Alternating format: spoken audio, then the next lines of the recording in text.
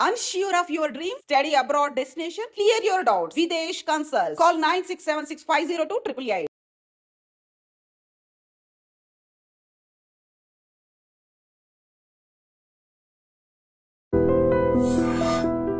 సాష్టాంగ ప్రణామములు స్వామీజీ. స్వామీజీ, కృష్ణుడు గీతోపదేశం చేసిన కురుక్షేత్రం ప్రాంతంలోనే మీరు కూడా గీతోపదేశం చేశారని చెప్పి డిసెంబర్ 25న ఆ ప్రోగ్రాం జరిగిందని చెప్పి విన్నాం స్వామీజీ. పలు భాషల్లో మీరు భగవద్గీత ఉపదేశం చేస్తున్నారు అని చెప్పి విన్నాను. దాని గురించి. గీతోపదేశం శ్రీకృష్ణుడు అవతారాన్ని చాలించిన తర్వాత మనకు తెలుగు యుగం ప్రారంభమైంది. యుగాది అంటే ఇప్పటికీ సాధారణంగా 5152 సంవత్సరాలు ఇప్పటికి. దాన్నే మనం యుగాది అని పిలుస్తుంటాం. తర్వాత వేరే లెక్కాచారం వేరే అయిపోయాయి. అప్పటి నుంచే మనకు కృష్ణుడే మనకు జగద్గురు. ఆయన బోధించినటువంటి ఉపదేశం, ఉపనిషత్తులు, సారం, వేదాంత సారం అత్యంత సరళంగా, సులభంగా కర్మయోగులకి కర్మం చేస్తూ, అంటే వ్యవసాయాలకి మొదలుకొని అన్ని రంగాల్లో ఉండేటువంటి వాళ్ళందరికీ కూడా దాంట్లో వేదాంత జ్ఞానాన్ని బోధించుకొని వచ్చారు. తర్వాత జ్ఞానయోగులకి జ్ఞానాన్ని బోధించుకొని వచ్చారు. తర్వాత చివరిగా మనకు భక్తి యోగం కావాలి కదా, అందుకని భక్తి యోగం మనం భక్తి యోగం నుంచేనే ప్రారంభం చేసుకోవాలి. భక్తి నుంచేనే, భక్తితో జ్ఞానం మనకు వస్తుంది, జ్ఞానంతో వైరాగ్యం కలుగుతుంది.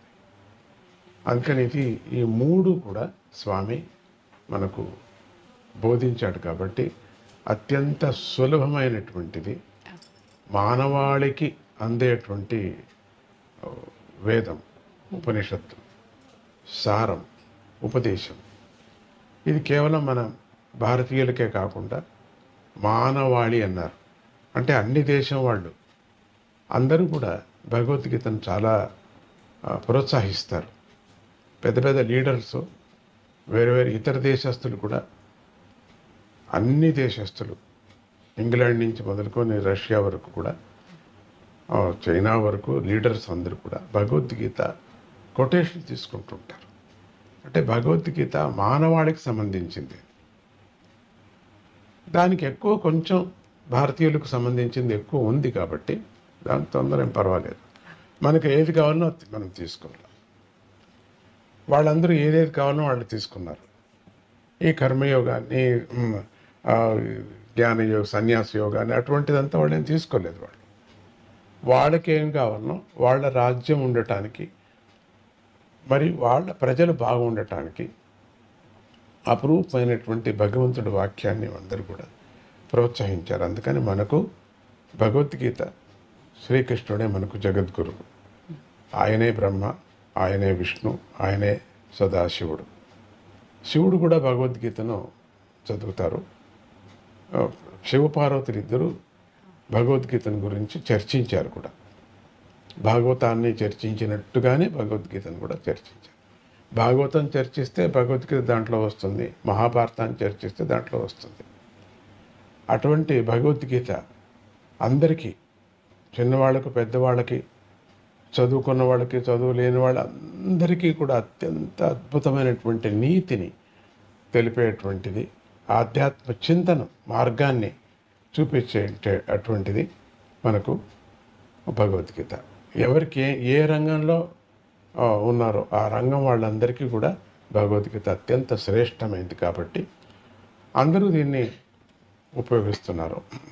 మొదట్లో మనం మామూలుగా తెలుగు వాళ్ళు, ఈ రెండు తెలుగుదేశం వాళ్ళు భగవద్గీతను ఎట్లా చూస్తూ ఉంటుంటే, ఎక్కడన్నా భగవద్గీత వినపడుతుంటే వాళ్ళు ఎవరో పోయారు అనే విధంగా అనుకున్నారు.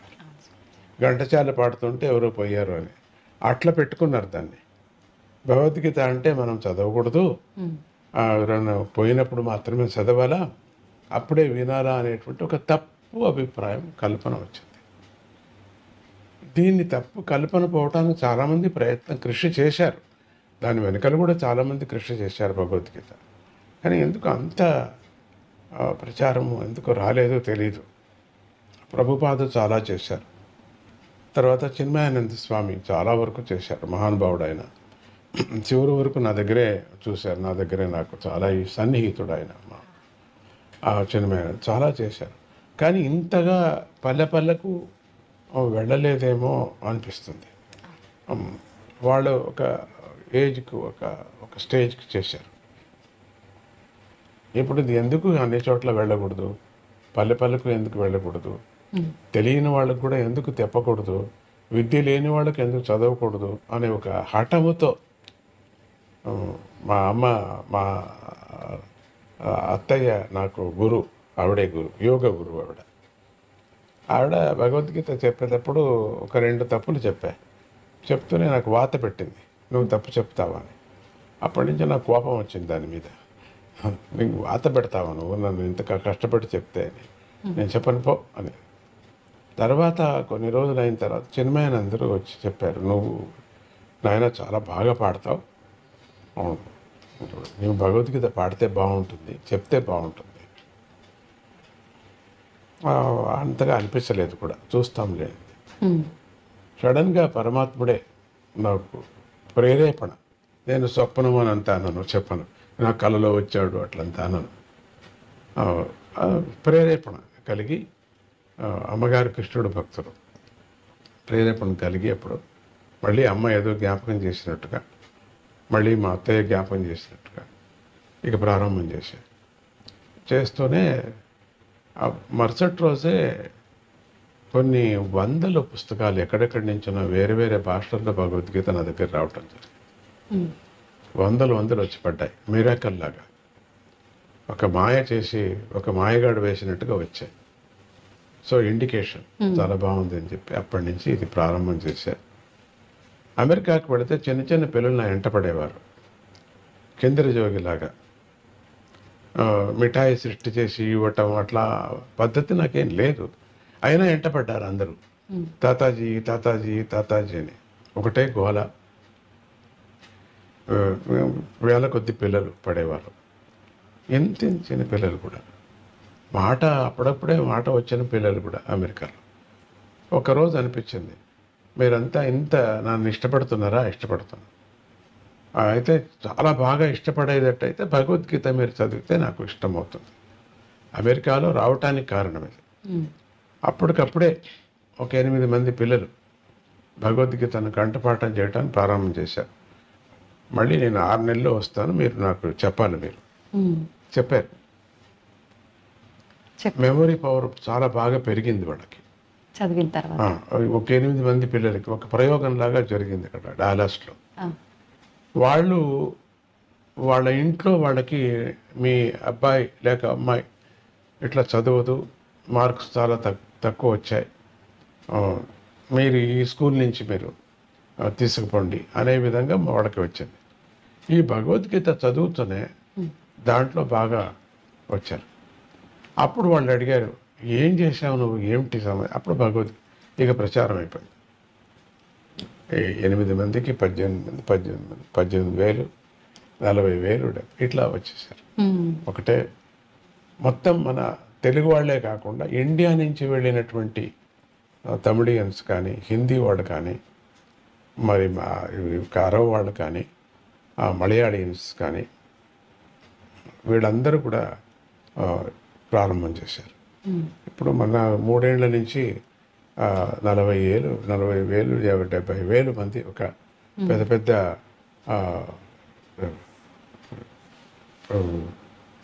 ఎలిన్ సెంటర్ అని చెప్పేసి ఒక అక్కడంతా మేము చేయటం ప్రారంభం చేసాం. స్టేడియంస్, పెద్ద పెద్ద స్టేడియంస్, మాకు చిన్న హాల్స్ పట్టలేదు. సో ఈ విధంగా వాళ్ళకి పూర్తిగా గోల్డ్ మెడలు అట్లంతా ఆ విధంగా చేయటం జరిగింది. కురుక్షేత్రంలో ఎవరెవరు చేస్తారో కురుక్షేత్రంలో తీసుకోవటం. ఎవరో నమ్మరు, ఆయన నమ్మాల్సి వస్తుంది. స్కూలుకు కూడా వెళ్ళినటువంటి వాళ్ళు సంస్కృతంలో స్పష్టంగా భగవద్గీత చదువుతారు. ఓహో. స్కూల్కే వెళ్ళలేదు. వాళ్ళు ఏమి ఓనామాలు ఏమీ తెలియదు వాళ్ళకి. వాళ్ళు చదివారు. రెండవది ఈ మురికి పని చేసేటువంటి వాళ్ళు కూడా చదువుతున్నారు. అంటే ఇంకా మన వాళ్ళు ఎట్లా ఉండొచ్చు చెప్పండి. సిగ్గు అవుతుంది మన వాళ్ళకి కూడా. అట్లా ప్రతి ఇంట్లో కూడా భగవద్గీత. మొన్న లాస్ట్ టైం నేను ఫ్యామిలీ మెంబర్స్గా తీసుకువెళ్ళాను. తల్లి, తండ్రి, పిల్లలు, కుటుంబం, వాళ్ళ ఇంట్లో పిల్లలు, వాళ్ళ నాన్న, అమ్మ కూడా. అట్లా విచిత్రం. అందులో ప్రత్యేకించి డాక్టర్ ఫ్యామిలీస్ కూడా చాలా ఉన్నాయని చెప్పి విన్నాను. ఎక్కువ ఉన్నారు, వాళ్ళే ఎక్కువ ఉన్నారని చెప్పచ్చు. వాళ్ళకి ఏదో ఒక మనస్సులో సంతోషాన్ని కల్పించేటువంటిది. మంచి వ్యాపారస్తులు కూడా దీంట్లో ఉన్నారు. డాక్టర్సే ఎక్కువ ఉన్నారని చెప్పచ్చు. అట్లా ఫ్యామిలీ వాళ్ళంతా కురుక్షేత్రానికి తీసుకువెళ్ళారు. 3వ పర్యం 4వ పర్యం కురుక్షేత్రానికి వెళుతుంటది. అది వీళ్ళకి ఒక ప్రమోట్ లాగా. కురుక్షేత్రం నాతో 3 రోజులు మీరు ఉండగలరు అంటే వాళ్ళకి కంఠపాఠం చేయటం. ఎవరికి క్లాస్లో సరిగా లేదు, ముద్దుగా ఉన్నారు అన్న పిల్లలకి భగవద్గీత చెప్పిస్తే అటు భగవద్గీత వస్తుంది, అటు వాళ్ళ ఇంట్లో మంచి కార్యక్రమం జరిగినట్టు ఉంటుంది. రెండోది వాళ్ళ ఇండ్లలో సైకలాజికల్గా ఇప్పుడు గమనిస్తే కష్టాలన్నీ పోయినట్టుగా ఉన్నాయి. అందరికీ ఉన్నాయి కష్టాలు, ఎక్కడికి పోవు కదా అవి. అయినా దాన్ని కేర్ చేయకోకుండా బతుకుతున్నారు, సంతోషంగా ఉన్నారు, హ్యాపీగా ఉన్నారు, నందగోకులం లాగా ఉన్నారు. అట్లా ఇండియాలో కూడా అన్ని చోట్ల తయారవుతున్నాయి. ఇండియాలో కూడా ప్రతి పల్లెలో కూడా మేము ఈ కార్యక్రమం చేస్తున్నాం. ఇది భగవద్గీత క్రాంతి లాగా ఇప్పుడు జరుగుతున్నది, ఇంకా ఎక్కువ అవుతున్నది. ఒక టీచర్ ఒక పద్ధతి మేము పెట్టుకున్నాం. ఒక టీచర్ ఒక 10 మందికి పిల్లలకి చెప్పాలి. వాళ్ళలో గోల్డ్ మెడల్ తీసుకుంటే ఆ 10 మందికి ఇంకొక 10 మందికి చెప్పాలి. సో 1 to 1 అట్లా ఇంటింటికి భగవద్గీత లాగా. దీంట్లో ఇంకొక తమాషా అంటే అరేబియన్స్ కూడా చదువుతున్నారు, ముస్లిం కంట్రీలో కూడా చదువుతున్నారు, అరేబియన్స్ చదువుతున్నారు, యూరోప్లో క్రిస్టియన్స్ కూడా చదువుతున్నారు. అది కూర్చొని వాళ్ళు చదువుతుంటే, వాళ్ళంతా తెల్లవాళ్ళు చదువుతుంటే ఎంత ఆనందమో. పరమాత్ముడు అందరికీ కావాలా, ఎందుకంటే దాంట్లో తత్వం అందరికీ కావలసినటువంటిది. కొన్ని భాగాలు ఏదో ఇక్కడ ఉండే వాళ్ళకి మాత్రం ఉంది, కానీ అన్ని భాగాలు భగవంతుడికి, మన మనుషులు కావలసినటువంటిది. అది భగవద్గీత యొక్క క్రాంతి, భగవద్గీత యొక్క యజ్ఞం. అది దాని గురించి ఎంతైనా నేను చెప్పగలను. అట్లా సంతోషంతో అన్ని చోట్ల ఈ భగవద్గీత ప్రచారంగా వాళ్ళకే మంచిది, జీవనానికి చాలా మంచిది. స్వతహా శక్తి వాళ్ళకు వస్తుంది, ఎవరిని ఏం అడగాల్సిన పని లేదు. అందరికీ మానసికంగా వ్యాధులు, శారీరకంగా ఉంటుంది కదా, మర్చిపోతారు. శారీరకంగానూ మర్చిపోతారు, మానసికంగానూ మర్చిపోతారు. అది కదా కావాల్సింది మనకు. అది భగవద్గీత యొక్క మహిమ.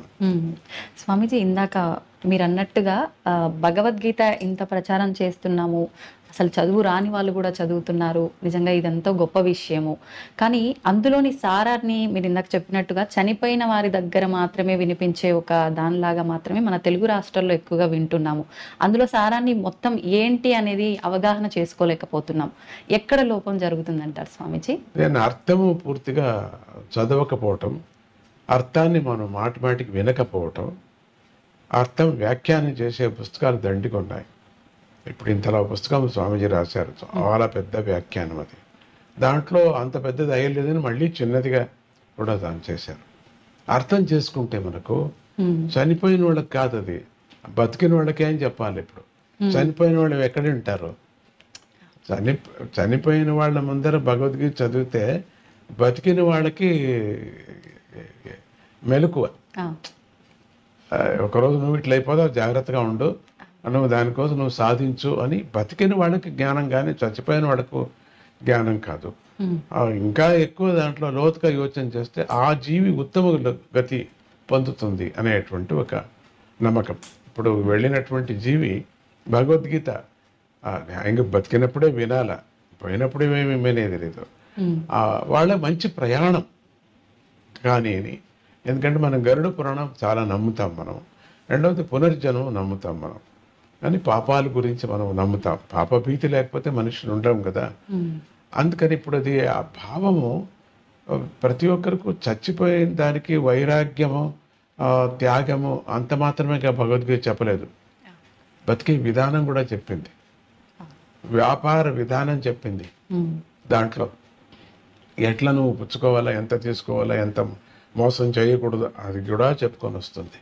కాబట్టి ఒక ఇల్లాలు ఎట్లా ఉండాలా, ఒక సంసారం ఎట్లా ఉండాలా వ్యాఖ్యానంలో పూర్తిగా మహాభారతం ఏం చెప్పిందో మహాభారతంలో సారం అంతా కూడా ఆధ్యాత్మిక సారము, వ్యవహారిక సారం అంతా భగవద్గీతలో చెప్పింది.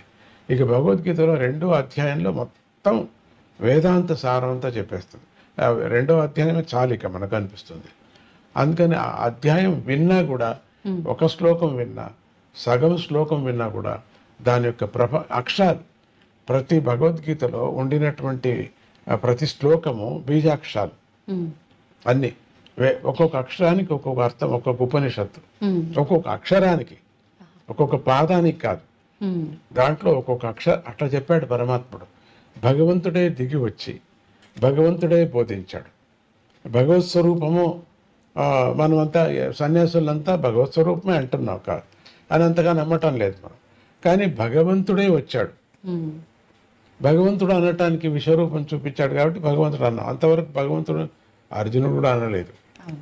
దగ్గర ఉండే అర్జునుడు బావా ఏ వరే వరే పరే అన్నాడు. విశ్వరూపం చూపించిన తర్వాత ఆయన దగ్గరికి వెళ్ళటానికి భయపడ్డాడు. తర్వాత అంతవరకు దగ్గర ఉండినటువంటి వాడు యుద్ధం అయిపోయిన తర్వాత, రాజ్యం దొరికిన తర్వాత ద్వారకాకి వెళ్ళిపోయాడు. అర్జునుడు చూడాలన్నా కూడా కాలేదు. ద్వారకాకి వెళ్ళాడు, 3 రోజులు కాచుకున్నాడు లోపలికి వెళ్ళాలంటే. అప్పుడు అర్జునుడికి అనిపించింది రియలైజేషన్, మన దగ్గర ఉండేంత వరకు పదార్థాలు తెలియదు మనకు, దూరం వెళ్ళిపోయిన తర్వాత మనకు తెలుస్తుంది, అర్రే ఎంత పని చేశాంరా మనం అనిపిస్తుంది అని అర్జునుడికి మనకు నేర్పించడానికి అర్జునుడిని పావుగా చేసుకున్నాడు. అర్జునుడికి చెప్పాడంటే మనకు చెప్పినట్టు. అక్కడ అందరికీ వినిపించింది కదా, అందరికీ చెప్పి ఆయన మాయా రూపం మనకు అనిపిస్తుంది. ఎవరో ఒక క్వశ్చన్ అడిగారు, ఇంత పెద్ద మాయా చేసేవాడు పాండవుల్నే రక్షించుకొని వచ్చాడు, చాలా బాగుంది, ధార్మికంగా ఉన్నారు వాళ్ళు, సత్యవంతులు, వాళ్ళకి రక్షించాల్సిందే, కథ అట్లా ఉంది. స్వామి మనసు చేసింటే ఈ కౌరవులు అంత పెద్ద అక్షోణిని అంత వివరణ చేశారు కదా, అట్లా ఒక్కపారు అట్లానంటే వాళ్ళ మనసు అంతా మారిపోవు కదా అని ఎవరో ఒకరు అడిగారు. వాళ్ళందరినీ సాత్వికులుగా చేసేసుకోవచ్చు కదా, ఒక్కపారి ఎందుకు చేయలేదు అని ఒక ప్రశ్న అడిగారు. కౌరవులు నిజంగా అదృష్టవంతులు. ఆయన కంటెదురుగా మోక్షాన్ని పొందారు, పాండవులు పొందలే. పాండవులు స్వామి లేనప్పుడు పొందారు, వీళ్ళు స్వామి ఎదురుగా పొందారు కౌరవులు. ఎందుకంటే తనలో చేర్చుకున్నాడు. ఎవరో అడిగారు అమ్మవారికి ఎందుకు పుర్రెలంతా హారంగా ఉంటుంది, ఏంటి ఇది బాగలేదు కదా, కాళికామ్మ చూస్తే నమస్కారం చేయబుద్ధిపుట్టదని ఇంగ్లీష్ వాడు అడిగాడు. అయ్యో మూర్ఖుడా, అది కాదు, వీళ్ళందరూ కూడా అమ్మవారి యొక్క పుత్రులు. దుర్మార్గం వచ్చింది వాళ్ళకి, సత్వగుణం మారిపోయి వాళ్ళకి రజోగుణం వచ్చి తమో గుణంతో నాశనం అయిపోయారు. అటువంటి శరీరాలు వాళ్ళు అనుభవించిపోయారు. కానీ ఇక్కడ అమ్మ పేగు కదా, అందుకని వాళ్ళందరినీ పొర్రెలు వేసుకుంది, ప్రేమగా వేసుకుంది. శివుడు కూడా విభూతిని పూసుకున్నాడంటే తన భక్తులు, తన కొడుకులు, తనవాడు భస్మమైంది, భస్మాన్ని వేసుకున్నాడు, అంతేగాని తిక్క కాదు. స్వామిజీ, ఎలాగూ అమ్మగారి ప్రస్తావన వచ్చింది కాబట్టి అమ్మగారే మీ గురువు అని చెప్పి విన్నాము. ఇందాక మీరు కూడా చెప్పడం జరిగింది మేనత్త, యోగిని మేనత్త గారి గురించి కూడా, వాళ్ళ గురించి మీ మాటల్లో ఒక 2 మాటలు. అమ్మగారి గురువులైనప్పటికి కూడా నేను ప్రతి సెకండు ప్రతి గురువును నేను తీసుకుంటుంటాను. దత్తాత్రేయుని 24 గురువులు ఆయన ఎట్లా తీసుకున్నారో నేను అంతకన్నా ఎక్కువ తీసుకున్నాను. నాది లెక్క ఎక్కువ అయిపోయింది. కానీ ప్రారంభం గురువు అమ్మనే నాకు. సంగీతంలో కానీ, జ్ఞానంలో కానీ, మరి ఎట్లా బతకాలనేది కానీ. అడవిలో బతికాం మేము, మాకు ఇది ఏది తెలీదు. కరెంటు కూడా మాకు తెలియదు అప్పట్లో. 5 ఏళ్ళ వరకు నాకేం తెలియదు, కరెంటు ఏమీ తెలియదు నాకు. ఏ మిక్సీ, కరెంటు ఏమీ తెలియదు. అంతా అన్ని చేతిలోనే చేసుకొని, అన్ని ఆవులు, ఒక 2000 ఆవులు ఉండేది. ఒక 1000 ఎకరాల వరకు తాతగారిది. అన్నీ అడవి అంతా తానే తీసేసుకొని చేసేసాడు. అట్లా బతికాం. అక్కడే నేను పుట్టింది కూడా, బ్రహ్మకుండంలో పుట్టాను. 3 నదులు చేరుతాయి, అక్కడే అమ్మ ధ్యానం చేసేది. ఆ ధ్యానంలో నేను పుట్టాను అంట, పుట్టాను అంట. అప్పుడు ఈ ట్రైబల్స్ తీసుకువెళ్ళిపోయారు ఆ శిశువు నీళ్ళలో పడిన తర్వాత. నీళ్ళలో కొట్టుకొని పోతూ ఉంటాయి. అమ్మకు జ్ఞానం లేదు. అప్పుడు అమ్మమ్మ గారు వెళ్ళి ఎవరో చెప్పారు, ఇట్లా మీ శిశువుని తీసుకుపోతున్నారు, మీ మనవుడు అది అమ్మకే పుట్టింది అట్లా అని. అట్లా ఎవరు చూసారే ఉంటావు, చూసిన వాళ్ళు దేవతలే ఉండొచ్చు. అప్పుడు వెళ్ళి అమ్మమ్మ తీసుకొచ్చి ఒక స్థలంలో వేశారు. ఆ ట్రైబల్స్ ఇచ్చారు. అది ఒక అర్కావతి నది దాటి ఇది అక్కడ పెద్ద కావేరీ నది కూడా, చాలా పెద్ద కావేరీ నది, అఖండ కావేరీ. సరే అక్కడి నుంచి అప్పుడు అర్కావతి బాగా నీళ్లు ఉండేవి, ఇప్పుడు ఉన్నాయి. అక్కడి నుంచి తీసుకొచ్చి ఒక భూమి వాళ్ళు ఉండినటువంటి స్థానం దగ్గర వేశారట. ఇది అయిన తర్వాత 21 సంవత్సరాలు అయిన తర్వాత నేను చూడాలనిపించింది నాకు ఆ భూమిని. నేను పుట్టిన స్థలం చూడాలనిపించింది. భక్తులంతా ఒత్తిడి, మీ స్థలం చూపించండి, మీరు పుట్టిన స్థలం. వద్దయ్యా వద్దు అన్న, వినలేదు. సరే ఇటువంటి వాళ్ళు ఉంటారు కదా, అటువంటి వాళ్ళు. సరే వెళదాం. వెళ్ళి అక్కడ అడిగాను. ఇక్కడ దేవర్సి గౌడరు అని చెప్పి, గౌడ అని అక్కడ ఆయన తీసుకుంటుంటాడు, బాగా వయసు అయింటుంది. అడుగుతూనే అంతా మీ తాతగారితో ఇదంతా మేము తీసుకున్నాము, చాలా సంతోషం, మనవుడు వచ్చారు, మీరు చాలా సంతోషం, నువ్వైనా వచ్చావు, మాకు సంతోషం అయిపోయింది, నాకు అవసాన కాలం అయిపోతున్నది. ఎందుకు వచ్చారు అంటే, ఏం లేదు, నేను పుట్టిన స్థలము అది చూసి అక్కడ ఒక స్తూపం కట్టాలా అని, ఒక పెద్ద స్తూపం కట్టాలని భక్తులు అపేక్ష పడుతున్నారు. ఓహో, సార్ నాకు ఇవ్వు కొంచెం, ఒక 40 అడుగులు మాత్రమే ఉంటాయి. అంతే కదా, మీరు పుట్టిన స్థలం చూపిస్తారా, తీసుకువెళ్ళండి. అట్లా తిప్పారు, తీసుకువెళ్తే ఇక్కడ వేశారు. ఫస్ట్ శరీరం పడింది ఇక్కడ భూమి మీద, ఇక్కడ అని పడిందని ఎట్లా చెప్తారు? మీకు తెలియదు కదా, శిశువు కదా. ఇక్కడ ఎందుకు చెప్తున్నారు? మీ పక్కలో ఎవరు లేరు కదా, ముసలవాడు చూసిన వాళ్ళు లేదు. ఇక్కడే దీన్ని తవ్వుతూనే శివలింగం, ఒక చిన్న ఆలయం లాగా శివలింగం. సరే దాన్ని అట్లా కప్పేసేయండి, చూపించదండి అని చెప్పి ఆ లింగం మాత్రం పైకి తీసి అక్కడ ప్రతిష్ఠ చేయటం జరిగింది. దత్తాత్రేయుని ప్రతిష్ఠ చేయటం జరిగింది. నాకు కొంచెమే చాలు అన్న, ఒక 1/2 ఎకరా అంత చాలదు మీకు, 5 ఎకరాలు ఇస్తా మీకు అన్నాడు. ఇది మీ భక్తులను చూస్తే మీకు చాలదు, ఇదంతా సరే అట్లే చేయండి. తర్వాత పిల్లలకు కూడా వాళ్ళకి వైరాగ్యం పుట్టి వాళ్ళు కూడా ఇచ్చేస్తారు. చాలా పెద్ద ఏరియా అయింది, బాగుంది. అక్కడ మంచి మెడిటేషన్ కూడా చాలా. ఆ అమ్మ నన్ను ఎప్పుడు కూడా తీసుకువెళుతూ ఒక వృక్షం కిందకి, ఆవిడ దత్త ఉపాసకురాలు, దత్తాత్రేయుడు యొక్క ఆ దత్తుడినే ఎప్పుడు కొలుసుకుంటూ ఉండేది. ఫకీర్ సాఫీ అని చెప్పేసి ఒక ఆయన, 150 ఏండ్లు ఆయనకి, 120 నుంచి 150 ఏండ్లు అతనికి. ఆయనే కాచుకున్నారు వచ్చి. ఆ తాతగారు చెప్పారు, నువ్వు ఎందుకున్నాయా ముసలివాడు అంటే, నా గురువు పుడతాడు, నేను చూసుకొని వెళ్ళిపోతాను. ఎవరికి పుడతారు? కొనా కూతురుకు పుడుతుంది, పెండ్లే కాలేదు, పెండ్లి అవుతుంది, పుడతాడు, చూసుకొని వెళ్తాడు. పెండ్లి కావటం జరిగింది. యాత్రకు వచ్చిన వాడు పెళ్లి చేసేసారు నాన్నగారిని. చాలా పెద్ద కథ అది, చాలా పెద్ద కథ. ఆ పెళ్లి యాత్రకు వచ్చిన వాడిని చేయటం జరిగింది. ఆయన పుట్టడం 5 ఏళ్ళు అయిన తర్వాత, 5 ఏళ్ళ వరకు పుట్టలేదు, కాచుకునే ఉన్నాడు. అయిన తర్వాత పుట్టడం జరిగింది.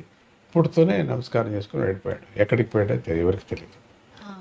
ఆ ఫకీర్ ఆయన గుర్తుగా ఇల్లు కూడా మేము అట్లే కట్టాం, ఆయన గుర్తుగా ఉండని అని చెప్పేసి. అమ్మగారు నన్ను ఎత్తుకొని అక్కడంతా సంగీత ప్రియ, చాలా సంగీతం, వీణంతా వాయించింది. ఆ సంగీతం నాకు అబ్బింది. రెండవది ఆ పక్షులు చూపించేది. ఆ చెట్టు ఇప్పటికీ అక్కడే పక్షులు వస్తూ ఉంటాయి. ఆ చెట్లు లేవు, అంత పెద్దగా ఉన్నాయి, అయినా దాంట్లో ఇప్పటికీ అక్కడ వస్తుంటాయి. రాత్రిపూట కొన్ని వేల పక్షులు వస్తాయి అక్కడికి.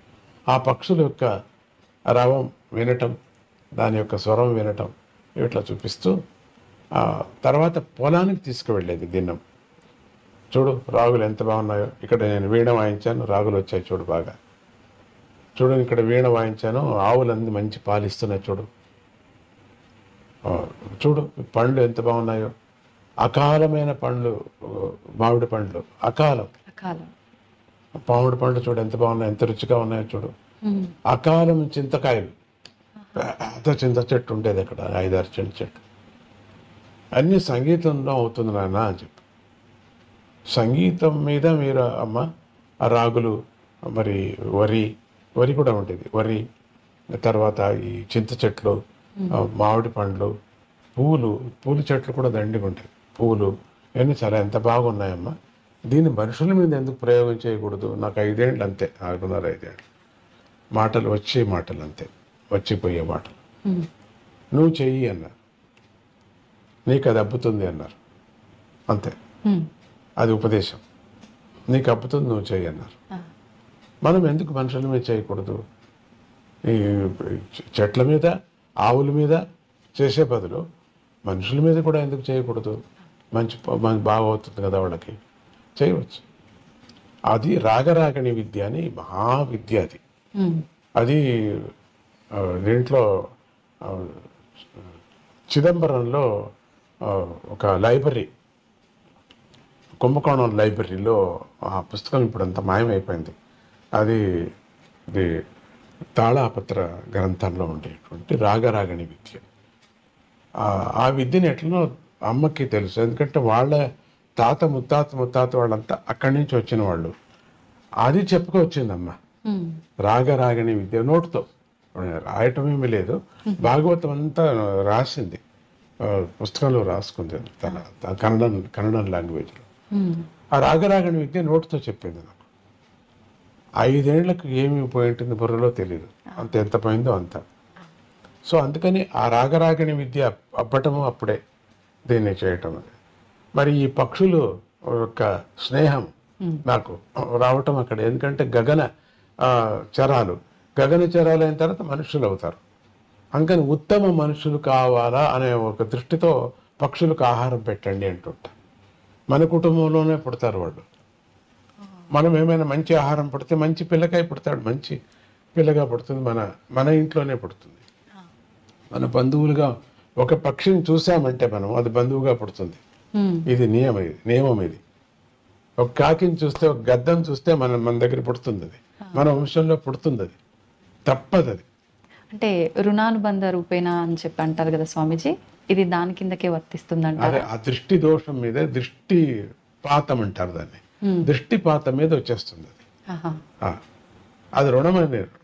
గాడిది కూడా మన ఇంట్లో పుట్టచ్చు, అది వేరే. కానీ ఇది ఎక్కువ అక్కడి నుంచి తక్షణం పుట్టేది పక్షి నుంచి మనిషి పుడతాడు. సో మనం ఎప్పుడు ఆహారం వేస్తున్నా మన ఇంట్లోనే పుడుతుంది, మంచిగా పుడుతుంది. ఒకవేళ వేరే చోట పుట్టినా పర్వాలేదు, మనకి దాని ప్రశ్న వద్దు. మంచిగా పుట్టని, మంచిగా ప్రజలు కానీ అనే దృష్టితో పక్షులను సాకమని చెప్తున్నారు. నాదాన్ని వినండి, సూదింగ్ నాదం. రాత్రిపూట పడుకునేటప్పుడు మంచి నాదం వింటే హాయిగా నిద్ర వస్తుంది. మరి ఇంకేది మనం ఏది తాపత్రయాలు పడాల్సిన పని లేదు. నిద్ర మంచిగా ఉంటే పొద్దున బాగా మనం మాట్లాడతాం, లేకపోతే తిక్కగా ఉంటుంది. 2 రోజులు నిద్ర రాకపోతే మనిషిని మనం మాట్లాడించడానికి అయ్యలేదు, బుద్ధి చెడిపోతుంది. అది పరమాత్ముడు ఇచ్చినటువంటి గిఫ్ట్. ఎవరైనా గొరకబెట్టి పడుకున్నారంటే నేను నమస్కారం చేస్తాను, వాళ్ళకి అదృష్టం. గొరక పెడుతున్నాడని తిట్టాను నేను, వాళ్ళ యోగం అది వాళ్ళ యోగం, లేకపోతే అట్లా రాదు వాళ్ళకి. అది అంత గొరక పెట్టి నిద్ర అనేది ఎవరికి కష్టం వచ్చేది. అది అట్లా గాఢ నిద్రపోతున్నారంటే ఎంతో అదృష్టము చేసుకున్నారు కాబట్టి అది రోగం కాదు. అది కొద్దిగా ఉండవచ్చు ముక్కులో, కానీ రోగం కాదు. స్వామిజీ, మేనత్త గారి గురించి కూడా 2 మాటలు. అమ్మా, మేనత్త గారి గురించి కూడా 2 మాటలు. మేనత్త గారు యోగా వాటికి చాలా ఇష్టమైంది. రెండోది భగవద్గీత, యోగం, ఉపనిషత్తులు అంతా చెప్పుకునేది. ఆవిడ సంగతి నేను ఏమని చెబుతా, బ్రిటిష్ కాలంలో ఆవిడ అంటే మా మేనమామ గారు బ్రిటిష్ కాలంలో ఆయన ఈ సోడాలు కనిపెట్టేవారు. సోడా అంటే నీళ్లలో గ్యాస్ వేసి సోడా, అది ఇప్పుడు కనపడదులేండి, ఇప్పుడు లేదు అది. ఆ మిషన్ పెట్టుకొని చేసేవారు. దాని నుంచి బ్రిటిష్ వాళ్ళకి దగ్గర అయిపోయాడు. అప్పుడు అది ఆయన మళ్ళీ తెనాలిలో వచ్చి మన తెలుగు రాష్ట్రానికి వచ్చారు. ఆయన ఇక్కడ వచ్చి ఉన్నారని ప్రతీతి. తర్వాత దాని మూలం నేను ఎతకలేదు. ఆ అత్తగారు అంటే మా నాన్నగారి యొక్క అక్కగారు. ఆవిడ స్వామీజీ మా నాన్నగారు యొక్క మొదటి భార్య పోయిన తర్వాత నాన్నగారికి పిచ్చి పట్టిపోయింది. పిచ్చి అంటే ఆయన పూజ చేసేవారు, ఉపాసకుడు, నరసింహస్వామి ఉపాసకుడు. దినము శాలిగ్రామానికి నైవేద్యం తెచ్చిపెట్టేవాళ్ళు ఎవరు లేరే అని అట్లా అయిపోయింది మనసు. అప్పటి నుంచి అన్నీ వదిలేశారు వాళ్ళు. ఒక అర్చకత్వం కూడా చేసేవారు. వేదం నేర్చుకొని పల్లెల్లో ఎవరు పురోహితులు లేరని పల్లెకి వెళ్ళి పెళ్ళిళ్ళు చేయించటము, గృహప్రవేశాలు చేయించటము, దాంట్లో వచ్చిన ధనాన్నంతా దానం చేసుకొని రావటం ఇట్లా గుర్రం మీద అమ్మగారు ఒకటి లోపలికి తీసుకురావటానికి, దానం తీసుకురావటానికి వీల్లేదు, అంతా ఇచ్చేసి రావాలా, స్నానం చేసుకొని రావాలా. అమ్మ అట్లా ఆ నియమం. పొలం ఉండేది, పొలం వచ్చేది బాగా. సరే ఆ అత్తగారికి ఇట్లా అయిపోయిందే, పెద్ద భార్య పోయినప్పుడు తమ్ముడికి అని యాత్రలు చేయించింది అన్ని చోట్ల మా నాన్నగారిని. యాత్ర చేస్తూ బెంగళూరుకి వచ్చినప్పుడు బెంగళూరులో ఎవరో చెప్పారు, ఇక్కడ ఒక సంగమ క్షేత్రం ఉన్నది, అక్కడికి వెళితే మీ తమ్ముడికి పెళ్లి అవుతుంది, పిల్లలు పుడతారు, ఇట్లా అంతా ఒక గణపతి, నీ పేరేంటి, గణపతి నా పేరు అని చెప్పి వెళ్ళిపోయాడు. ఫస్ట్ బస్సు బెంగళూరు నుంచి అక్కడికి వెళ్ళటం, అదే మొదటి బస్సు. ఆ మొదటి బస్సులో వీళ్ళిద్దరు కూర్చున్నారట. ఈ పిచ్చి బ్రాహ్మడు అత్తగారు ఎదురు కూర్చున్నారు. వెళ్ళారు. వెళుతూనే ఆ బస్సు వాడు చెప్పారట, ఇక్కడ ఫస్ట్ టైం వస్తున్నాం మేము, కొద్దిసేపే ఆగేది, తొందరగా వచ్చేసేయండి అని. లేదు స్నానం చేసుకొని వస్తామని. ఈయనకి నీళ్లు చూస్తే ఎక్కడ చూసినా నీళ్ల పిచ్చి తాతగారికి. నేను తాత అంటాను మా అన్నని. ఆయన స్నానానికి వెళ్ళాడు, ఇక జపానికి కూర్చున్నాడు. ఇంత పిచ్చి అయినా కూడా జపం అంతా అదంతా ఉంది, నిష్ట నియమం అంతా ఉంది. ఎంతసేపు అయినా రావటం లేదు, మాట్లాడుతున్నా రావటం లేదు. బస్సు వెళ్ళిపోయింది. ఇక అడవి, బస్సులు లేవు, ఎడ్లు బండ్లు లేవు, ఏమీ లేవు. అరే ఎంత పని అయిపోయింది ఈ అడవిలో, ఎట్లా ఇక్కడంతా ఏనుగు కనపడుతోందట. ఏనుగు ఇప్పటికీ నిన్న కూడా ఏనుగు వచ్చిందని న్యూస్. ఇప్పుడు నాకు నిన్న కూడా ఆ ఇంటికి ఏనుగు వచ్చింది అని చెప్పేసి మా ఆశ్రమానికి. పులులు, ఏనుగు, అక్కడ పులులు ఏనుగులు ఏం పోట్లాడేవి కాదు, ఇప్పుడు పోట్లాడు. జింకలు అన్నీ వచ్చాయి. అక్కడ అదే స్నానం చేస్తూ బస్సు వెళ్ళిపోయింది. వెళ్ళిపోతున్నా ఏం చేయటం, ఏమీ లేదే ఇక్కడ, తీర్థం లేదు, తిండి లేదు, ఏమిట్రా ఇట్లా అయిపోయింది. అత్తగారికి చాలా కష్టమైంది. చూస్తే ఒక దీపం కనపడుతూ ఉండిందట. అదేం కొండలో దీపం కనపడుతుంది, చాలా దూరం కొండలో కనపడుతుంది అని ఎత్తుకుంటూ వెళ్ళారు. ఆ రోజు సాయంత్రం కలలో దత్తుడు కనపడి, ఈరోజు వచ్చేవాడిని నన్ను నాకు పెళ్లి చెయ్యి అని అమ్మ అనటం.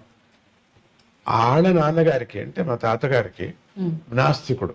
వచ్చి ఇక్కడికి ఎవరు రావడానికి వీల్లేదు, ఏ మగోడు ఉండటానికి వీల్లేదు. పని మనిషిని కూడా పంపించేశాడు. పంపించి అన్నీ బంద్ చేశాడు, గేట్ అన్ని బంద్ చేసేసాడు, రావటానికి వీల్లేదు. ఏది రాత్రి అయిపోతున్నది, ఏది ఎవరు రాలేదే అట్లా అని.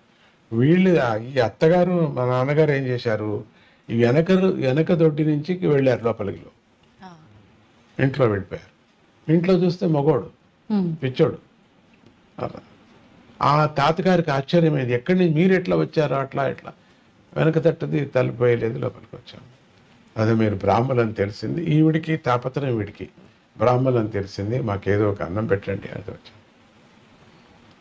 మగవాడు వచ్చాడు కదా, రాత్రి లోపల వచ్చారు కదా మగవాడు, చూడండి. అప్పుడు తాతగారు అడిగారట, ఏంటి ఈయనకి ఇట్లా అయిపోయింది పిచ్చి, పెళ్లి చేస్తే మాత్రమే సరిపోతుందని చెప్పారు. పెళ్లి చేస్తే సరిపోతుంది, ఇది ఛాలెంజా? అవును ఛాలెంజ్. అయితే నా కూతుర్నిచ్చి పెళ్లి చేస్తాను, చూడండి సరిపోతుంది, ఆ క్షణమే సరిపోతుందని. అప్పటికప్పటికే పొద్దున్నే పెళ్లి చేసేసారు. సరిపోయింది పిచ్చి. మీరేమంటారు, మీ టీవీ ఏమంటుంది చెప్పండి. సరిపోయింది పిచ్చి, సరిపోయింది. షాక్ అవుతాం స్వామీజీ. అది మా మేనత్త గారి యొక్క కృషి ఆవిడ కూడా కొంచెం చిన్న ఉపాసకురాలు. దాంతో వాళ్ళకి 5 ఏళ్ళు అయిన తర్వాత ఈ బాలకుడు పుట్టడం జరిగింది. మిమ్మల్ని అంతా చూడాలి కదా, నేను మంచి కర్మ నాకు ఉంది, అంత కావాలని.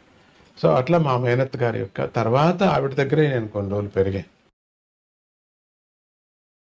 మళ్ళీ చక్రం అంతా వేరే వేరే అయిపోయింది. పొద్దుటూరులో నేను పెరిగా. పొద్దుటూరులో ఎక్కడ పెరిగా? ఒక చిన్న ఆలయంలో, శివాలయంలో. ఇల్లు లేదు మాకు, శివాలయంలో స్టోర్ రూమ్ ఉంటుంది కదా, దాంట్లో పెరిగా. అక్కడ పెట్టుకుంది అమ్మ, అదే మేనత్ గారు. మా అమ్మ పోయిన తర్వాత అక్కడ మధుకర భిక్ష చేశా. 8 ఏళ్ళకి వెళ్ళటం, 8 ఏళ్ళకి వెళ్ళి అన్నం తీసుకురావటం, దాన్ని తీసుకొచ్చి ముందు తట్టు, శివాలయం ముందు తట్టు ఉండిన కుంటివాడు గుడ్డివాడికి అంత పంచి ఇంత తినటం, స్కూల్కి పరిగెత్తడం.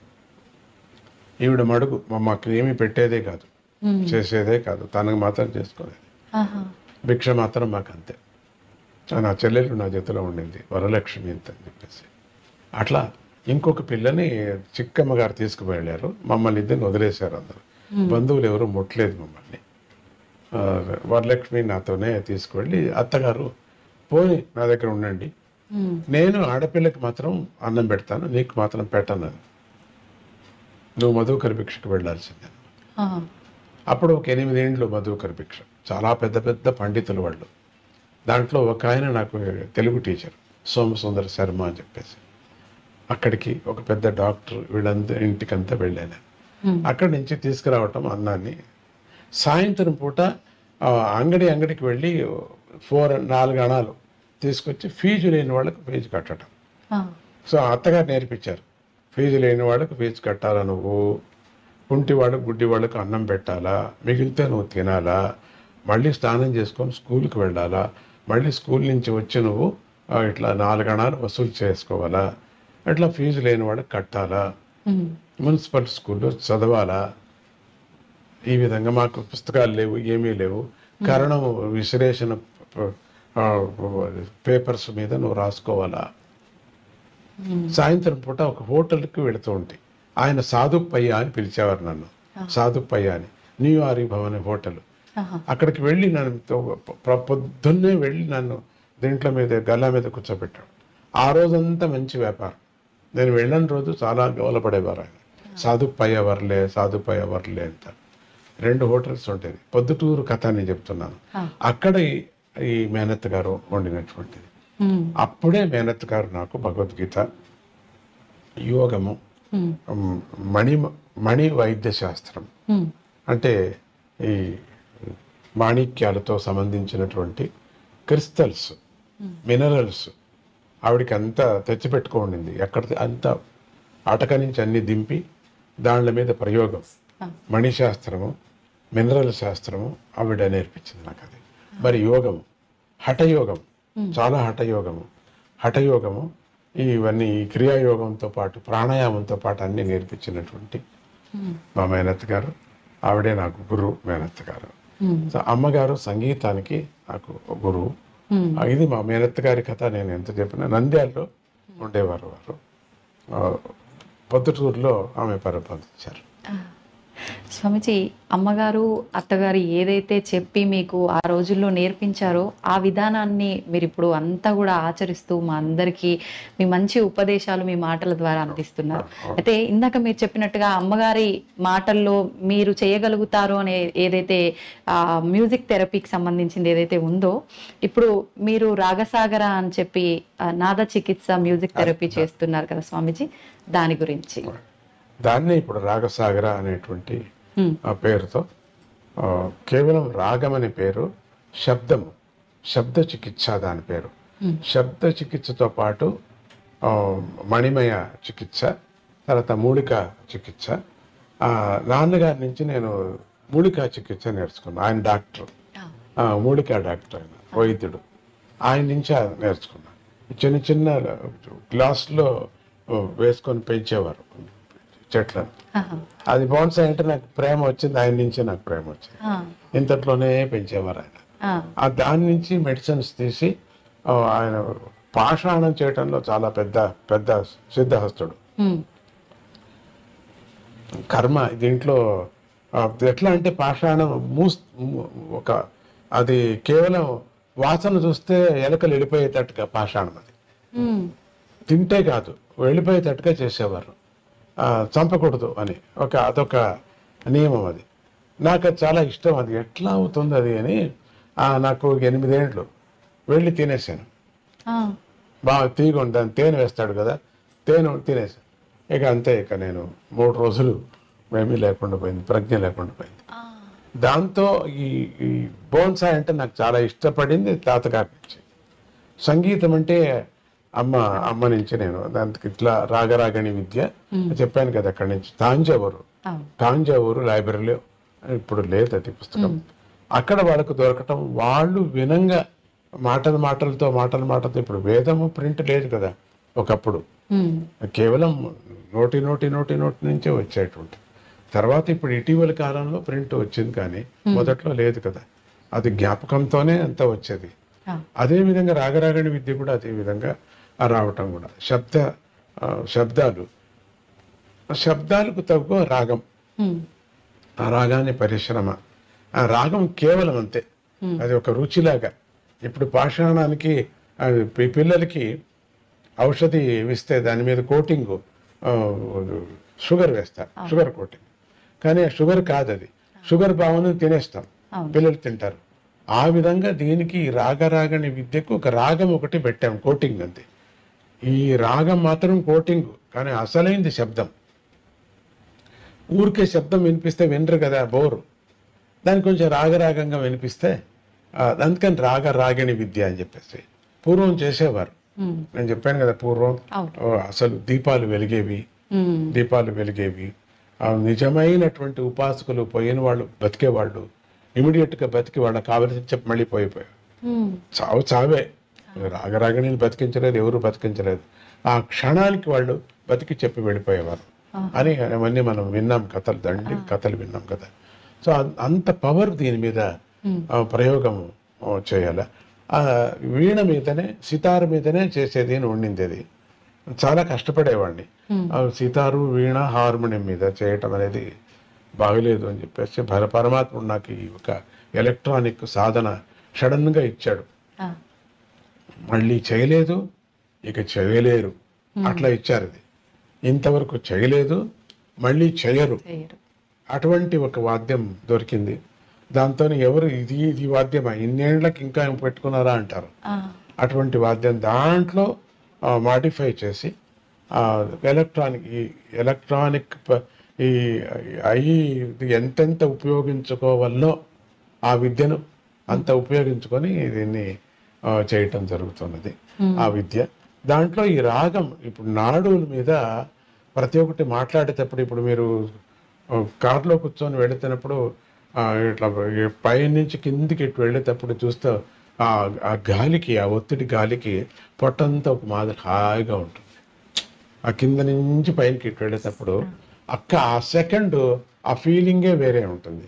ఎంత పొట్ట నొప్పి ఉన్నా, ఎంత తలకాయ నొప్పి ఉన్నా కూడా మళ్ళీ అట్లే దిగాలా అనిపిస్తుంది. మళ్ళీ ఆ కారు అట్లే దింపుతావా అనే పరిస్థితులు ఉన్నాయి. ఎంతో మంది చేశారు కూడా. అట్లా దిగేటప్పుడు ఎంత హాయిగా, ఆ క్షణం ఎంత హాయిగా ఉంటుందో చూడండి. అదే మాదిరిది డౌన్కి దిగి కొంచెం పైకి ఎక్కేటప్పుడు, డౌన్ నుంచి వచ్చేటప్పుడు ఆ గాలి ఒత్తిడికి, ఆ శబ్దానికి, ఆ శరీరంలో కలిగినటువంటి ఒక భావన, ఆనందం టాయని కలుగుతుంది కదా. అది ఆ శబ్దం ఒత్తిడి, వాయు ఒత్తిడికి. సో అదే విధంగా దీన్ని 24 hours చేస్తున్నారు స్వామీజీ అంతే. అది ఒక క్షణం మాత్రం అవుతుంది, ఇట్లా వెళ్ళి ఇట్లా వచ్చేటప్పుడు.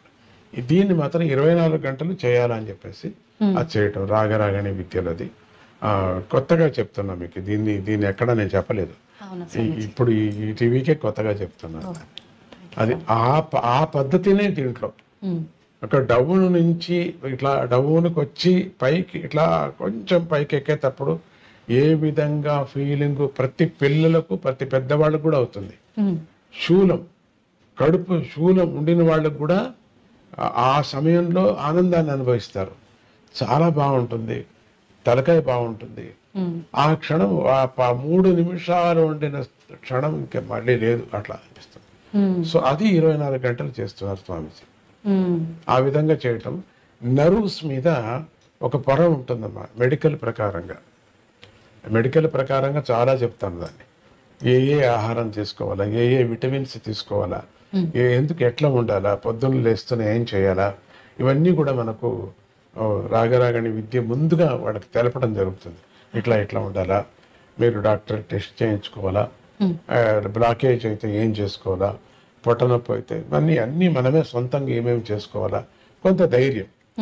దీనికి లొంగకపోతే మనం డాక్టర్ దగ్గర వెళ్ళాలా, డాక్టర్ దగ్గర వెళ్ళి మీరు ఈ శబ్దాన్ని వింటే మంచిది అని. చాలా పెద్ద విద్య అమ్మా ఇది. అవును స్వామీజీ. చూడటానికి చిన్నదిగా మనకేదో కనపడుతుంది, చాలా పెద్ద విద్య ఇది. నేను ఎవరికి నేర్పలేను, అది కష్టం నాకు, అది నాకు తెలియదు. అది కృష్ణుడు తన పుల్లంగం ఎవరికి నేర్పలేదు, కృష్ణుడు తన మాయను ఎవరికి నేర్పలేదు, కృష్ణుడు తన విశ్వరూపాన్ని ఇంకొకరికి నువ్వు కూడా చేయరా అనలేదు, తాను ఒకడే, అంతటితో అయిపోయింది. అది తన విశ్వరూపాన్ని ఇంకొకరికి చెప్పలేదు. అట్లా నా పరిస్థితి ఉంది. అది కొన్ని మెడిసిన్స్ కొన్ని డాక్టర్స్ చెప్పలేరు, వాళ్ళే కనిపెట్టినటువంటిది, వాళ్ళు ట్రైనింగ్ కూడా ఇవ్వలేరు. అది అప్పటికి కుదిరింది అంటారు, మళ్ళీ ప్రయోగం చేస్తే అది కుదరదు వాళ్ళకి. అది మాత్రం అప్పుడు కుదిరింది అంట. అది అమృతం. మాటిమాటికి చిలకలేరు కదా దేవతలు రాక్షసులు, మాటిమాటికి చిలకలేరు, మాటిమాటికి కూర్మావతారం కాలేదు, మాటిమాటికి ధన్వంతరి పుట్టాడు కదా, ఒకే పారి పుట్టింది. అది ఒక చుక్క తాగితే చాలు అని చెప్పారు. ఒక సముద్రం తాగాల్సిన పని లేదు అమృతము. తీర్థం కూడా అంతే, ఇంతే తాగాల. ఇక్కడికి మాత్రం గొంతు మాత్రం నానాల, అక్కడి నుంచి కిందికి తానే ఇక్కడికి వెళ్ళి ఇక్కడ ఒక గ్రంథి ఉంది, శాలిగ్రామం, దీని మీద పడుతుంది, విష్ణు శాలిగ్రామం మీద. ఈరోజు ఏకాదశి, చాలా అద్భుతమైన రోజు. మీతో నేను మాట్లాడుతున్నా, ఇక్కడ పడుతూనే కృష్ణ కృష్ణ, ఇక్కడ పడుతూనే మన శరీరం అంతా కూడా అకాల మృత్యుహరణం, సర్వవ్యాధి నివారణం, సమస్త దేవతా పాదోదకం పావనం శుభం అని అంటూ తీసుకోవాలి మనం. మనకు అన్ని వ్యాధులు నివారణ అయ్యేటువంటిది ఆ తీర్థం. ప్రతిదినము మనం శాలిగ్రామ తీర్థం తీసుకోవాలి. ప్రతిదినము మనం ఉండిన చోటనే తిరగాలి. యాని కాని చ పాపాని జన్మాంతర కృతాని చ. మనం అక్కడక్కడే తిరిగి పరమాత్ముడు అన్ని దిక్కులు ఉన్నాడు, ఒక దిక్కులు కాదు అన్ని దిక్కులు ఉన్నాడు అనే ఒక దృష్టితో మనము ప్రదక్షిణ పదే అని సాష్టాంగ నమస్కారం చేయాలి. మనకి 8 అంగాలు, ఈ 8 అంగాలు 8 పుష్పాలు కూడా పరమాత్మునికి అర్పణ చేయాలి. ఆడవాళ్ళు పంచాంగం, 5 అంగాలు మాత్రమే నమస్కారం చేయాలి ఆడవాళ్ళు. మగవాళ్ళు పూర్తిగా నమస్కారం చేయాలి అని చెప్తారు. దాని నుంచి ఆరోగ్యం కూడా, సూర్య నమస్కారం చేయమంటారు. సూర్య నమస్కారం నుంచి ఆరోగ్యం కూడా వస్తుంది. ఒకదానికి ఒకటి లింక్ దండిగా ఉందమ్మా ఈ సంగీత రాగరాగిణి విద్యలో. అయితే స్వామీజీ, ఇది సుమారుగా 2 నెలల నుంచి తెలుగు రాష్ట్రాల్లో జరుగుతూ వస్తుందా స్వామీజీ ఈ థెరపీ అనేది, మ్యూజిక్ థెరపీ అనేది? చాలా ఏళ్ళ నుంచి ఇప్పుడు 2 రాష్ట్రాల్లో జరుగుతుంది. ఇప్పుడు ఈ సద్యానికి ఇక్కడ ఆంధ్ర రాష్ట్రం ముగిస్తే స్వామీజీనే ప్రతిష్ఠ చేసిన ఆలయాలు ఉన్నాయి కొన్ని, 16 ఆలయాలు, 16 నక్షత్రాలు దత్తాత్రేయుడికి, 9 పాదుకా క్షేత్రాలు, అంటే దత్తాత్రేయుడు యొక్క పాదుకా క్షేత్రాలు. వాళ్ళకి కావలసిన ఆలయం పక్కలో కట్టుకున్నారు. దత్తుడే అని కాకుండా పక్కలో అమ్మవారికి కట్టుకున్నారు, సూర్యుడికి కట్టుకున్నారు, సుబ్రహ్మణ్య స్వామి, వాళ్ళ ఇష్టం. వాళ్ళకి ఏం కావాలో వాళ్ళకి చేసి పెట్టడం జరిగింది.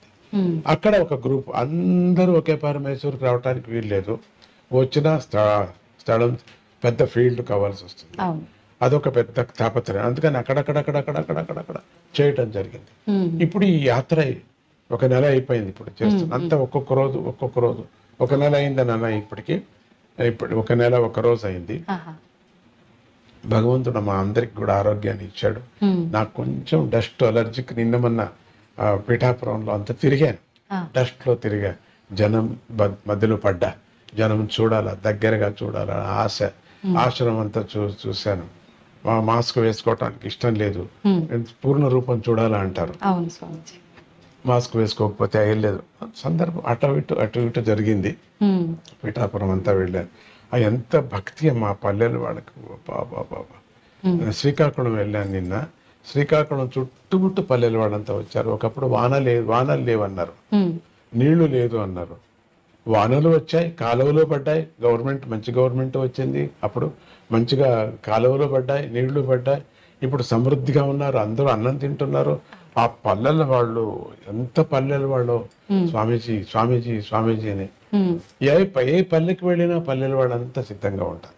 పల్లె అంతా అలికి ఒక మళ్ళీ రాముడు అడవి నుంచి వచ్చాడేమో అనే విధంగా ఆ భక్తి మరి అందరికీ అట్లే ఉంటారో నాకు ఉంటారో తెలియదు, కానీ చాలా అద్భుతంగా మనస్సు అలా ప్రీతిగా ఉంటారు. 9 ఏళ్ళు అయిపోయింది వచ్చి నేను ఇక్కడి నుంచి కూడా వస్తూ ఉంటారు. అక్కడ చాలా మంది వస్తారు, వాలంటీర్స్ వస్తూ ఉంటారు.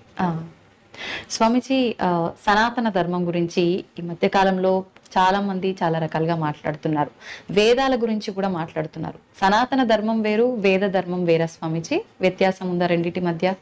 అమ్మ, సనాతన ధర్మం అంటే వేద ధర్మమే సనాతన ధర్మం. అది వేరే ఇది వేరే అనకూడదు. ఇంకా బాగా తెలుసుకోలేదేమో వాళ్ళందరూ కూడా, స్టూడెంట్స్ వాళ్ళంతా తెలుసుకొని అని నేను మనవి చేస్తున్నాను. రెండు ఒకటే మనకు.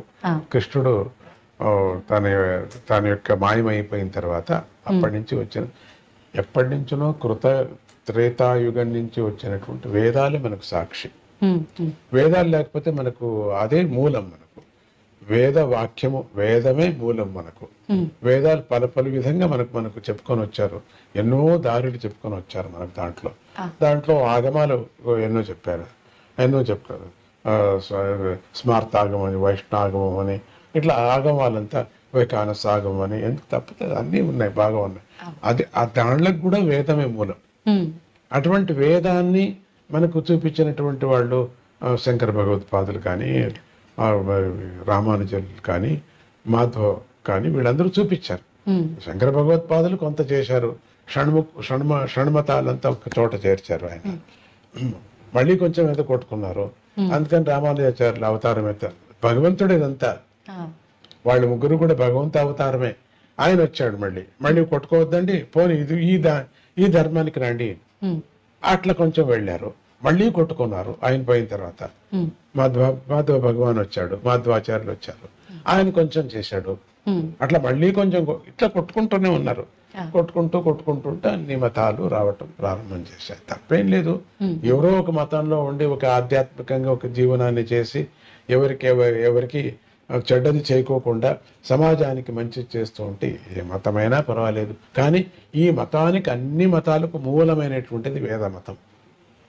ఆ వేద మతమే సనాతన ధర్మము అని అంటాం. సనాతన ధర్మం అనటానికి ఇదే ధర్మం హిందూ ధర్మమే సనాతన ధర్మం చెప్పడానికి వీల్లేదు. జైన మతమే సనాతన ధర్మం చెప్పడం. సనాతన ధర్మం అంతే. అన్ని దాంట్లకు ఇప్పుడు కాంబినేషన్ ఏదైనా ఔషధి, లడ్డు ఉందనుకోండి, లడ్డుకి మిఠాయికి మూలం ఏది? చక్కెర. ఇది సనాతన ధర్మం ఒక చక్కెర లాగా, అంతే.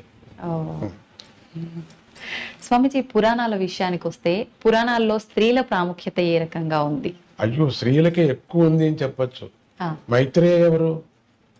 గార్గేయ ఎవరు? వీళ్ళంతా స్త్రీలే కదా. స్త్రీలు ఖండితం ఉంది, లేదని కాదు. వాళ్ళు ముందుకు రావాలా. భయం, ముట్టకూడదు అనేది ఒక భయం వచ్చేసింది కాబట్టి దాని నుంచి దూరం అయిపోయి ఖండితం. అది వేద విచారం ఎందుకు కాకూడదు? చేసుకోవచ్చు, ధారాళంగా చేసుకోవచ్చు. స్వామీజీ, కర్మ అంటుంటారు. అంటే మనిషి యొక్క బుద్ధిని బట్టి కర్మ ఉంటుందా, లేదు అంటే కర్మను బట్టే మన బుద్ధి అనేది ఉంటుందంటారా స్వామీజీ? అది కర్మను బట్టే ఉంటుంది బుద్ధి. కర్మను అనుసరించుకోని వచ్చేటువంటిది బుద్ధి. బుద్ధిని అనుసరించుకోని పోదు. కర్మను ఎప్పుడు అనుసరించిందో బుద్ధి, అది సపరేట్ అయిపోతుంది. మళ్ళీ దానికి స్వతంత్రం వచ్చేస్తుంది. అప్పుడు బుద్ధిని బట్టి అని చెప్పచ్చు. కానీ మూలం మాత్రం కర్మను బట్టే వచ్చేటువంటిది. వాళ్ళ కర్మను బట్టే వస్తుంది బుద్ధి. వచ్చినప్పుడు ఏమవుతుంది? కర్మను వదిలేస్తాం. ఇప్పుడు ర్యాకెట్ పైన వెళుతూ ఉంటుంది, మాతృ ర్యాకెట్ కి కింద తట్టుకొని ఉంటాయి, అవన్నీ వదిలేసుకోవాలి, పోతాయి. దాంతో పోవు. ఇప్పుడు తాటి చెట్టు ఎక్కేవాడికి చెయ్యి ఉండేవరకు ఎక్కిస్తాం. ఎవరైతే మూలం అయితే ఇప్పుడు దీనికి ఎక్కించేవాడు మూలమా? ఎక్కేవాడు మూలం అవుతాడు. కానీ ఎక్కేవాడికి ఎంతవరకు ఈడు మూలం ఉంటేనే ఎక్కేది, లేకపోతే ఎక్కలేరు. సో దీనికి సంబంధం ఉంది. స్వామీజీ, మీ విషయానికి వస్తే భగవద్గీత గురించి మీరు చాలా ఉపదేశాలు చేశారు, కానీ ఈ మధ్య కాలంలోనే మీరు ఒక పుస్తకాన్ని కూడా రాయడం జరిగిందని, అది కంప్లీట్ అయిందని చెప్పి విన్నాను. ఆ పుస్తకం గురించి. అది నేను 2 వాక్యాల్లో 3 వాక్యాల్లో 5 వాక్యాల్లో నేను చెప్పలేను. అంత చాలా పెద్ద మహత్తరమైన విచారం, అందరూ చదవలసినటువంటి పుస్తకం అది. అందరూ చదవాలి అది. ఈ కరోనా సందర్భంలో అది రాయటం జరిగింది. అది ఒక విధంగా జనం దగ్గరికి రాకపోవటం, ఒకడే ఉండటం, పండితులతో, నేను ఒకడే రాయలేదు, పండితుల్ని దగ్గర పెట్టుకొని కుప్పా కృష్ణమూర్తి గారు అని చెప్పేసి నాకు చాలా ఆప్త మిత్రుడు, ఆప్త పండితుడు, ఆయనతో చర్చించుకొని ఆయనతో చేయటం చాలా పెద్ద కార్యక్రమం అది. నాకు వాళ్ళ కృషి వాళ్ళకి చాలా పెద్దది అంటారు ఎప్పటికీ కూడా. వాళ్ళదే గొప్ప అని చెప్పుకుంటారు ఎప్పుడు, అంతే కదా. ఈ మధ్యలో అటువంటి పుస్తకం నేను చూడలేదు. అంత అద్భుతమైనటువంటి ఒక్క పర్యం చదివితే చాలా. అది వేదాలు చదివినట్టు ఉంటుంది, ఉపనిషత్తులు చదివినట్టు ఉంటుంది. అది అందరికీ కావలసినటువంటి, రాజకీయ వ్యక్తులు కూడా కావలసినటువంటి పుస్తకం అది. అన్ని ఉదాహరణలు ఇంకెక్కడైనా ఏ సమస్య వచ్చినా ఆ పుస్తకం చదివితే చాలు, సమస్యలు పోతాయి. ఎన్సైక్లోపీడియా లాగా, అది ఆధ్యాత్మిక ఎన్సైక్లోపీడియా లాగా ఉంటుందమ్మ తల్లి అది. అది ఆ పుస్తకం మీకు ఒకటి ఇప్పిస్తాం, అది మీకు ఆవశ్యకంగా దాన్ని చూడాలి మీరు. స్వామిజీ, ఈ మధ్య కాలంలో చూస్తుంటే ప్రస్తుత సమాజంలో బంధాలకి ఎక్కువగా విలువ లేదేమో, తగ్గిపోయిందేమో అన్నట్టుగా అనిపిస్తోంది. ఎందుకంటారు స్వామిజీ? అంటే ఒక టైం లేకపోవటం ఒకటి, చిన్న టైంలో కొన్ని సాధించాలా అనే ఒక ఆతృత జనానికి. అంటే ఐఏఎస్ రాయకనే ఐఏఎస్ అయిపోవాలా అనేది ఒక భావన, ఆన్లైన్లోనే అయిపోవాలా అనేది ఒక భావన. ఇది మనము వెయిటింగ్ అనేది మనలో లేదు, తగ్గిపోయింది. అది తగ్గిపోవటంతో బంధాలు కూడా తగ్గిపోతున్నాయి. సమయం, ఆ సమయానికి మనం కరెక్ట్గా దానికి విలువ ఇవ్వటం లేదు.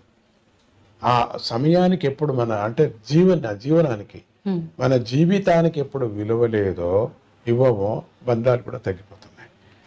ఎప్పుడు జీవితానికి విలువ ఇస్తామో బంధాలు పెరుగుతాయి, బాగుంటుంది.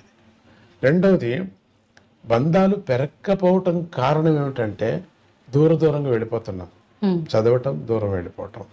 ఇంకా మళ్ళీ వాళ్ళెక్కడో మనం ఎక్కడో, పిల్లలు రాలేరు, మనం వెళ్ళలేము, ఆ చలికి మనం వెళ్ళలేము, వాళ్ళు ఇక్కడికి రారు, ఉద్యోగాలు పోతాయి.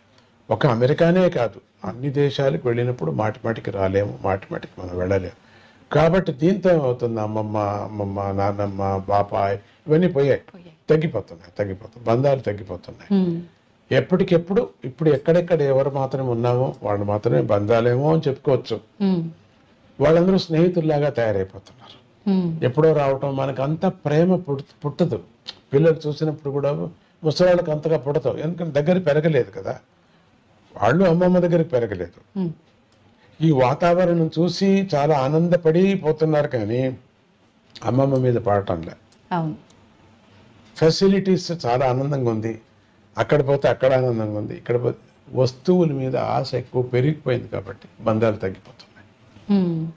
అయితే చిన్నప్పటి నుంచే పిల్లలకి మనం ధర్మాన్ని ఆచరించడం కనుక నేర్పిస్తే అంతా మన సంస్కృతి సాంప్రదాయాల్ని, మన సంపదని మనం కాపాడుకునే వాళ్ళం అవుతా ఉంటారు. అందుకే కదా భగవద్గీతని పట్టుకున్నాం. ఆచరించడం అంటే ఏంటి స్వామీజీ? ఎలా ఆచరించాలి? ధర్మాన్ని ఆచరించడం అంటే ఏంటి? ఆచరించడం అంటే ఇప్పుడు స్వామీజీ ఏమి నేర్పిస్తున్నారో భగవద్గీత, దాన్ని నేర్చుకుంటే ఆచరించడం లెక్క. చెప్పవలసిన పని లేదు. భగవద్గీత చదువుతున్నాం, దాని అర్థం తెలుసుకుంటే అది ఆచరించండి, ధర్మం ఆచరించే పని అయిపోతుంది. అది అదంత కదే బంధాలు పెరుగుతాయి. అమ్మ అంటే ఎవరు, నాన్న అంటే ఎవరు చెప్పవలసిన పనే లేదు. అందుకని ఇండైరెక్ట్ గా నేను దీన్ని పట్టుకున్నాను అంతే. నేను డైరెక్ట్ గా ఇట్లా చెప్పండి, ఇట్లా చేయాలంటే ఎవరికి ఇష్టం లేదు. అది పోనీ చెయ్యి అంటే దాంట్లో ఉంటుంది, అది పట్టుకుంది.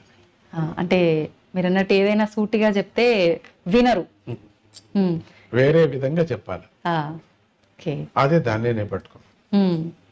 స్వామీజీ, ఈ ప్రస్తుత కాలంలో యువతలో ఆధ్యాత్మిక చింతన అనేది చాలా తక్కువగా ఉంది. లేదు, తప్పది, ఎక్కువైంది ఇప్పుడు.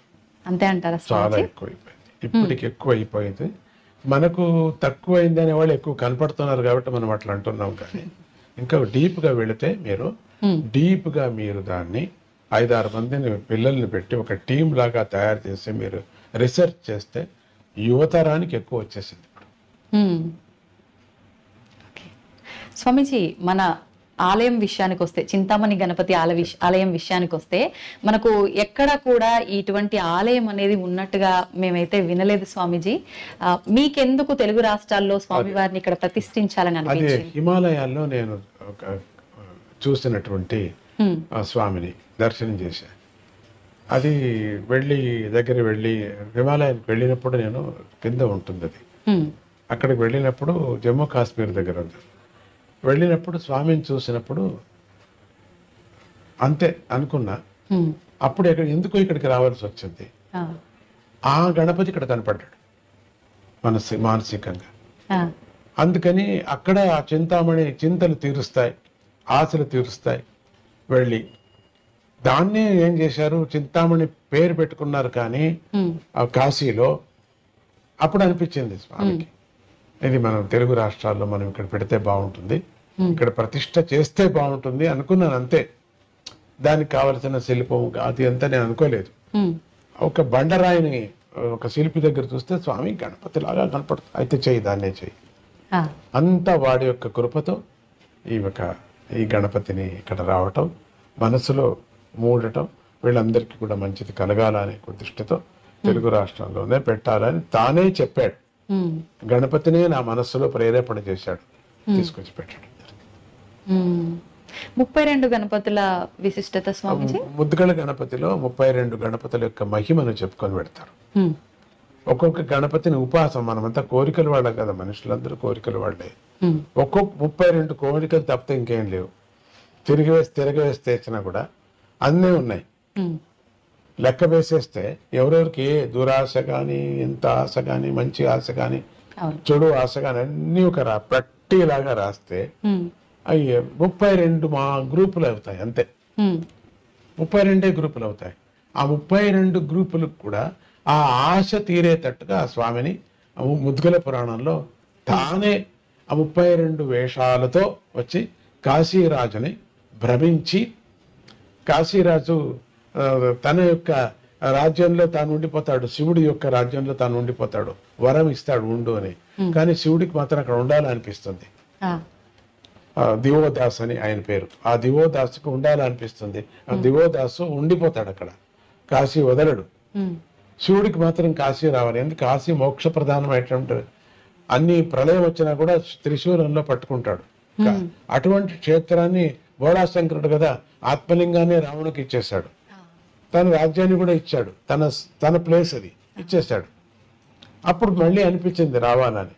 ఆ దివోదాసుని దూరం చేయటానికి ఈ గణపతి నేను చేస్తాను నాన్న అని చెప్పి 32 వేషాలతో అక్కడున్న తమో గుణంతో ఉండినటువంటి జనం, వాళ్ళందరూ సత్వగుణం అయితే వదిలేసేవాడు, తమో గుణంతో అహంకారం వచ్చేసింది వాళ్ళకు.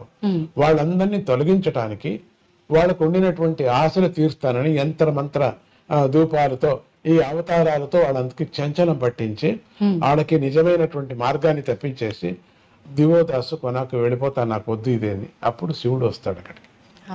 ఇది కథ అది. అందుకని 32 గణపతుల అవతారము వినాయకుడు చేసినటువంటి అవతారం.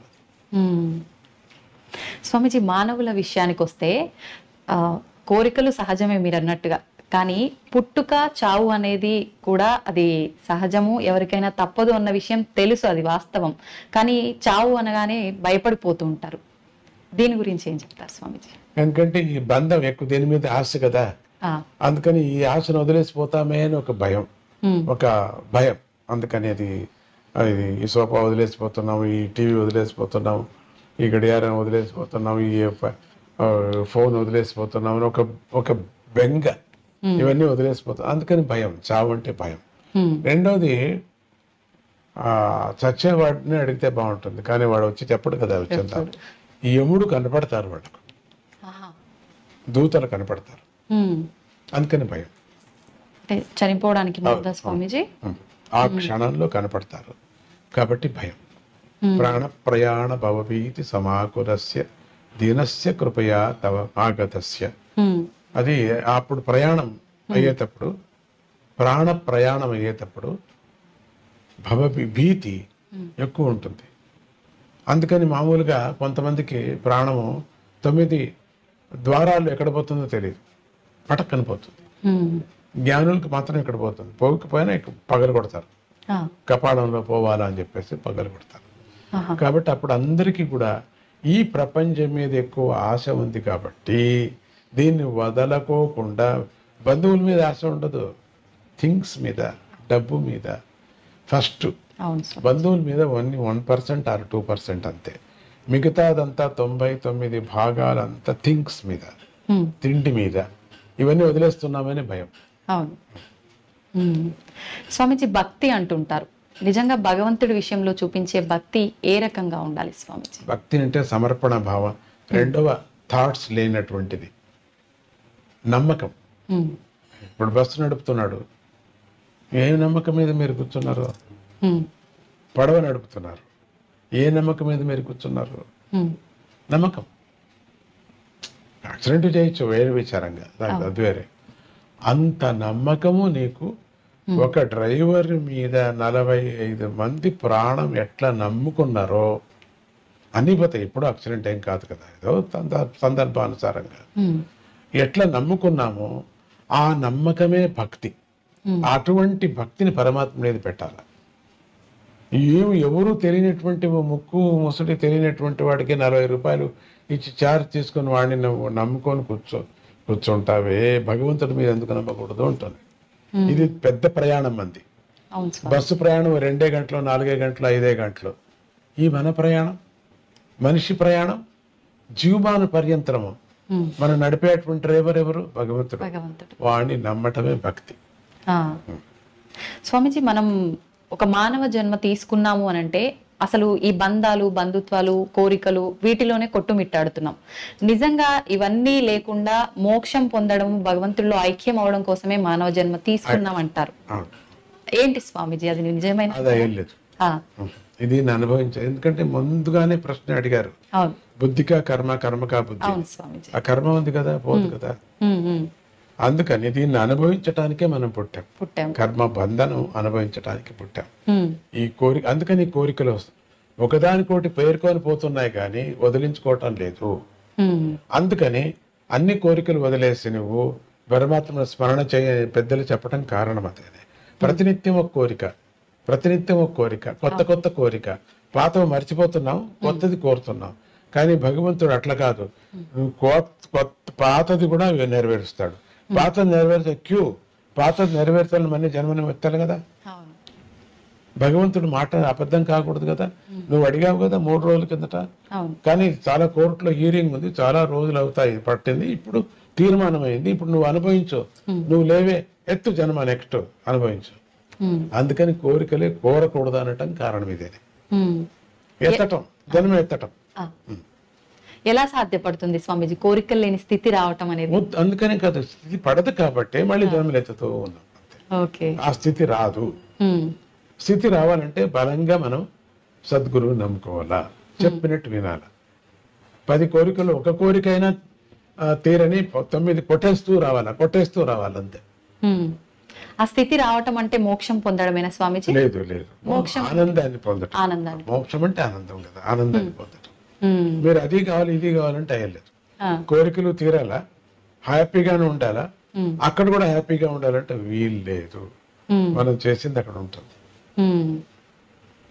అంటే మనం ఒక మనిషిగా ఉండి ఈ కోరికలు తీర్చుకుంటూ మళ్ళీ జన్మ రాకుండా ఉండాలి అంటే ఒక వ్యక్తి చేయాల్సిన కార్యం ఏంటి? అదే గురువుని ఆశ్రయించాలా, గురువు చెప్పినట్టు వేదాంత వాక్యాన్ని వినాలా, ప్రాక్టీస్ చేయాలా.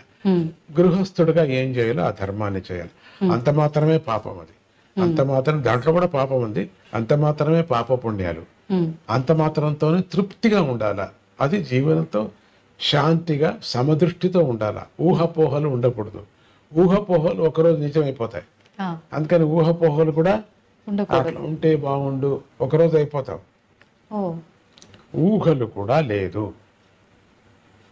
పరమాత్మనే భజిస్తూ ఉండాలి. అదే ఊహ, భగవంతుడిలో చేరాలి. అది మంచి మంచి కథలు, మంచి మంచి విచారాలు వింటూ ఉంటే దాంట్లో విహరిస్తూ ఉంటాయి. రేపు పొద్దున్న నీకు అదే కళ కనపడుతూ ఉంటుంది. మీరు పరీక్ష చేసి చూడండి మరి కావాలంటే. అదే ఊహల్లో ఉంటే ఇదే కనపడుతుంది మనకు. మళ్ళీ అదే కావాలి, మనకు అదే కావాలి, ఇట్లే ఉండాలి, అట్లే ఉండాలి అనిపిస్తుంది. ఈ ప్రపంచంలోనే ఉంటూ మోక్షం కావాలంటే ఎట్లా అవుతుంది? ఇంపాసిబుల్. అంటే ఖచ్చితంగా మనం జన్మ తీసుకుంటూనే ఉంటాం, కానీ అదైతే సాధ్యపడదు. ఎందుకంటే కోరికలు కోరుతున్నాం కాబట్టి. అవును. కోరికలు లేకుండా ఉండాలి మనం, అప్పుడు జన్మ తగ్గుతుంది. ఒకే రోజు తగ్గదు, ఒకటోటిగా పోతూ తగ్గిపోతుంది.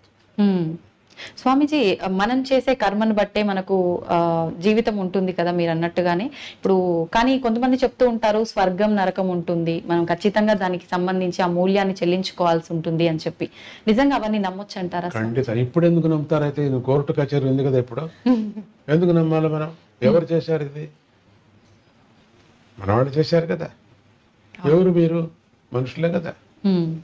ఎవరు సంవిధానం చేసుకున్నారు? మనుషులే కదా. ఎవరు ఈ తీర్మానం చేశారు మంచిది చెడ్డదని? మనుషులే కదా.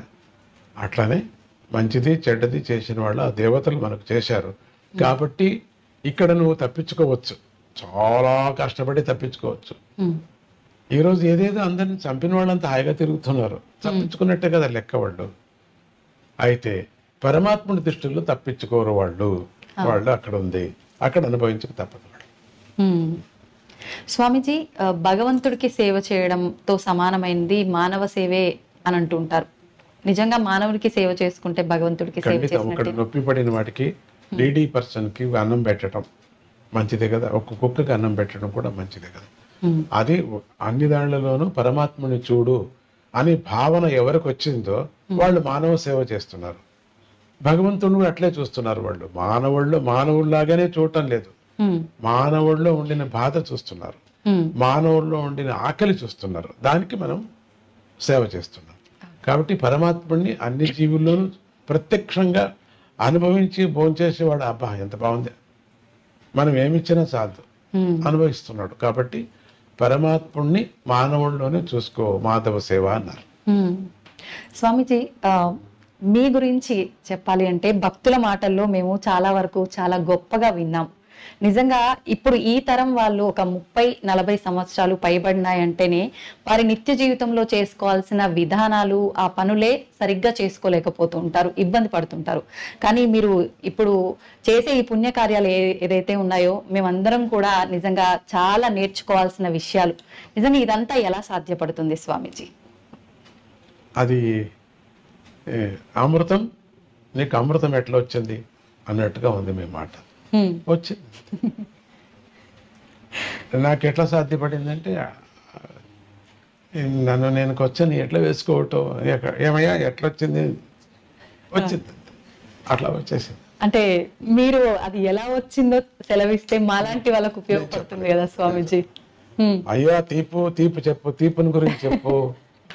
ఓ చంద్రుడు నీ శాంతిని గురించి చెప్పు. ఏ గంగా నీ పాపం వెళ్ళేది ఎట్లా చెప్పు. ఓ చల్లదనాన్ని గురించి కొంచెం ఎక్స్ప్లెయిన్ చేయలేము. అనుభవించు. 10 మందిని అనుభవిస్తున్నారు కదా, అదే నా అవతారం, అదే నా యొక్క వాళ్ళకి నేను ఇచ్చేటువంటిది. వాళ్ళు నా మీద ఆశపడుతున్నారు అంతగా, కాబట్టి అనుసరిస్తున్నారు వాళ్ళు. నాకు దాంట్లో ఏమీ నాకు అనిపించదు వీళ్ళు అనుసరిస్తున్నారు అని గొప్పతనం కానీ, అయ్యో వీళ్ళు వదిలేసి వెళ్ళిపోయారు అని నాకు కష్టం కానీ ఏమీ లేదు. రెండూ లేవు. అది లేనప్పుడు ఇది లేదు, ఇది లేదు, అది రెండూ లేవు. స్వామీజీ, ముగించే ముందు చివరగా యువతకు మీరు ఒక మంచి సందేశం ఇవ్వాలి అంటే ఎటువంటి సందేశం ఇస్తారు? యువతకు చెప్పటం ఏంటంటే, విపరీతమైన ఆశ పడద్దండి. మన దేశం అమృతమైనటువంటి దేశం, దీంట్లో అన్నీ దొరుకుతాయి మనకు. వేరే దేశాలకు వెళ్ళాలా, వేరే చోట ఎక్కువ పని చేయాలా, ఎక్కువ డబ్బు ఏది శాశ్వతం కాదు. ఎంత చేసినా కూడా మన దేశం మనకు. మనం ఇక్కడ ఎందుకు పరమాత్ముడు పుట్టించాడు, దీన్ని మనం సార్థకం చేసుకోవాలా. నువ్వు ఎందుకు అక్కడ పుట్టలేదైతే, ఎందుకు ఇక్కడ పుట్టించాడు? బలవంతంగా మనం అక్కడికి వెళుతున్నాం కదా, వెళ్ళండి. సంతోషం, పేరు, డబ్బు సంపాదన చేయండి. మన మాతృభూమిని మర్చిపోవద్దండి. యువకులందరికీ నేను చెప్పేది, ఒకవేళ రావటానికి వీల్లేదు అన్నప్పుడు కూడా మాతృభూమిలో జరిగేటువంటి కొన్ని మంచి పనులు బీద వాళ్ళకి సహాయం చేయండి. యువతరానికి చెప్తున్నారు, సహాయం చేయండి. రెండోది, ఇక్కడ ఉండేటువంటి యువతులు కూడా ఒక ఆశపడి నేను చేయలేదే, నాకు రాలేదే అని దుఃఖంతో బతకద్దండి. సంతోషంతో ఉండండి. వచ్చినటువంటి ప్రాప్తి మీకేముందో దాంతో ఫిక్స్ అయిపోండి. ఊహాపోహలతో సకారాత్మకమైన జీవితాన్ని మనం జీవించాలి, కానీ ఊహాపోహలతో మనస్సు చెడుపుకొని జీవితాన్ని మనం పాడు చేసుకోకూడదు. సకారాత్మకమైనటువంటి ఏ జీవితం ఉందో సక్రమంగా మనం ఉండటానికి మనం ప్రయత్నం చేయాలి. అని చేస్తూ నేను చెప్పను, గురువులకి, దేవుళ్ళకి, తల్లులకి అందరికీ నమస్కారం చేస్తూ ఎప్పుడు ఉండమని నేను చెప్పను కూడా. మీకు అదంతకదే వస్తుంది. ఎప్పుడు దేశం మీద ప్రేమ వస్తుందో, మన వాల్యూస్ మీద ఎప్పుడు ప్రేమ వస్తుందో వీళ్ళ మీద అంతా ఆటోమేటిక్గా వస్తుంది. దీని మీద నేను ప్రైవేట్గా నేను చెప్పాల్సిన పని లేదు మీకు. కాబట్టి ఎవరెవరి నమ్మకం వాళ్ళకి, ఎవరెవరి రుచి వాళ్ళకి. ఒక్కొక్కరికి ఒక్కొక్క రుచిగా ఉంటుంది. ఒకరికి కాఫీ రుచి, ఒకరికి టీ రుచి, ఒకరికి ఏమి వద్దు, మంచిది. ఉడుకు నీళ్ళే రుచి కొంతమందికి. అందుకని ఆ రుచుల ప్రకారంగా బుద్ధి ప్రకారంగా కర్మ, ఇట్లా అనండి. అది పెద్ద సబ్జెక్ట్, వదిలేండి మీకు. అట్లా చెప్తూ మన దేశంలో లేనిది మాణిక్యం ప్రపంచంలో ఎందుకు వచ్చారు? బయట దేశం వాళ్ళందరూ మన దేశానికి జరబడ్డారు. ఒకరు తప్పితే ఒకరు జరబడ్డారు, అన్నీ ఎత్తుకుపోయారు. ఇంకా ఉన్నాయి వనరులు, మనకి ఇంకా ఉన్నాయి. దాంతో మనం చక్కబెట్టుకుందాం. దాన్ని మనం అనుభవించటానికి ఏం కావాలో మనం చూసుకో. ప్రేమ ఎక్కడా దొరకదు. అమ్మమ్మ, నాన్నమ్మ వెళ్ళి చూడడానికి అక్కడ బయట దేశంలో లేదు. అమ్మమ్మ లేదు, నాన్నమ్మ లేదు. అందరూ ఓల్డేజ్ హోమ్కి చేరిపోయి ఉంటారు. ఏది ఇప్పుడు అమ్మమ్మ అని వెళ్ళి కౌగిలించుకుంటాం. ఏది వాళ్ళకి అమ్మమ్మ లేదు, ఏమీ లేదు. ఎంత అనుబంధాలు ఉన్నాయి ఇక్కడ, ఎంత ప్రేమ ఉంది ఇక్కడ. మరి ఎంత మంచి పంట పండుతుంది మనకు, ఎన్ని అభిమానాలు ఉన్నాయి మనకు. ఒకరికొకరు స్నేహ హస్తం సహాయం చేయాలనేది ఉంది మనకు. బయట దేశంలో పక్కింటి వరకు బాట లేదు, ఏమీ లేదు. అందరూ తలుపులు వేసుకొని ఉంటారు. అది ఆ ఊరు ఎట్లా ఉంటుందంటే నేను మాట చెప్పకూడదు, ఎవరు లేరేమో అనిపించేవాదా ఉంటుంది.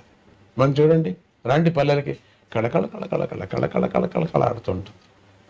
పరమాత్ముడి యొక్క సృష్టి జీవన విధానం మనకు భారత భూమి నేర్పిస్తుంది. సక్రమంగా చేసుకుంటే మనకు మనదే స్వర్గము, మన భారత భూమి స్వర్గము. డిప్రెషన్లో వెళ్ళొద్దండి, డిసప్పాయింట్ కావద్దండి, కడుపు మంట వద్దు మనకు. వాడు తెచ్చుకున్నామంతే అనుకుంటూ తృప్తి జీవితాన్ని గడుపుతూ మీకు, మీ ఇంటికి, మీ చుట్టుముట్టు వాళ్ళకు, మీ యొక్క మిమ్మల్ని ఏలుతున్నటువంటి ప్రజాప్రతినిధులకు, ప్రజలకు అందరికీ మీరు సహాయం చేయండి. జై గురుదత్త, శ్రీ గురుదత్త. చాలా సంతోషం స్వామీజీ. మిమ్మల్ని చూస్తేనే చాలా అనుకున్నాను, కానీ మీ ముందు కూర్చొని ఇంతసేపు మీతో మాట్లాడడం అనేది నిజంగా నేను ఏ జన్మలోనో చేసుకున్న అదృష్టం.